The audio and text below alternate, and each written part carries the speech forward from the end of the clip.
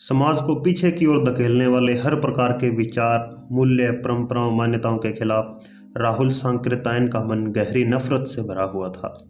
उनका पूरा जीवन व लेखन इनके खिलाफ विद्रोह का जीता जागता प्रमाण है।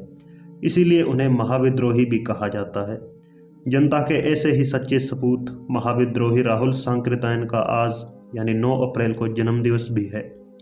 तो आज उनकी जन्मतिथि पर उनकी एक किताब तुम्हारी शय से कुछ अंश पढ़कर आपको सुना रहा हूँ, ताकि आप उनकी साहित्यिक विधाएं और समाज पर उनकी पकड़ को महसूस कर सकें।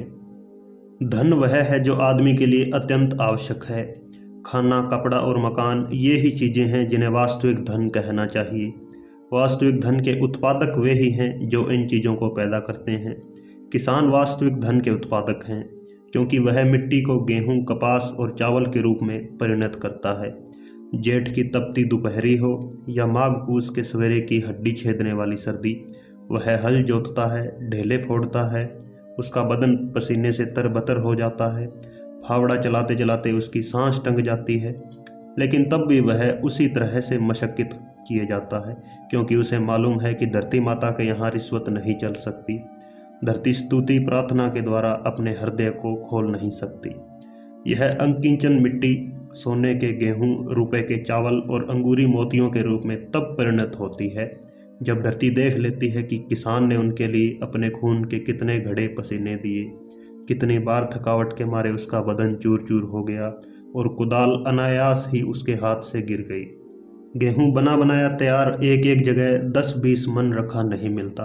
वह 15-15, 20-20 दानों के रूप में, और वह भी अलग अलग बालियों में छिपा सारे खेत में बिखरा रहता है।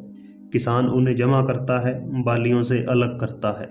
10-10, 20-20 मन की राशि को एक जगह देखकर एक बार उसका हृदय पुलकित हो उठता है।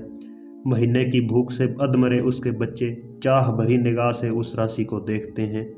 वे समझते हैं कि दुख की अंधेरी रात कटने वाली है और सुख का सवेरा सामने आ रहा है। उनको क्या मालूम कि उनकी यह राशि, जिसे उनके माता पिता ने इतने कष्ट के साथ पैदा किया है, उनके खाने के लिए नहीं है। इनके खाने के अधिकारी सबसे पहले वे स्त्री पुरुष हैं जिनके हाथ गुलाब जैसे लाल और मक्खन जैसे कोमल हैं, जिनकी जेठ की दोपहरियाँ बिजली के पंखों, शिमला और नैनीताल में बीतती है। जाड़ा जिनके लिए सर्दी की तकलीफ़ें नहीं लाता, बल्कि मुलायम ऊन और कीमती पोस्तीन से सारे बदन को ढके इन लोगों के लिए आनंद के सभी दरवाजे खोल देता है। निठल्ले और निकम्मे ये बड़े आदमी, जमींदार, महाजन, मिल मालिक, बड़ी बड़ी तनख्वाहों वाले नौकर, पुरोहित और दूसरी सभी प्रकार की जौंकें किसान के कसाले की कमाई के भोजन का सबसे पहले हक रखती हैं।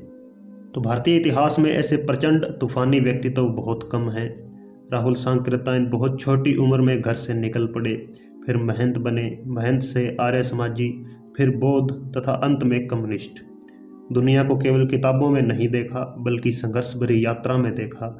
लोगों से संवाद किया, लोगों को एकजुट किया, 36 भाषाएं सीखीं, किसानों की लड़ाई लड़ते हुए कई बार जेल गए, जाति, मजहब और पुरानी रूढ़ियों को विचारों की गर्मी से जलाते रहे, लिखते पढ़ते लड़ते हुए ताउम्र मानसिक गुलामी पर चोट करते रहे। तो समाजशाला में आज इतना ही। मिलते हैं किसी और दिन किसी अन्य टॉपिक के साथ। धन्यवाद।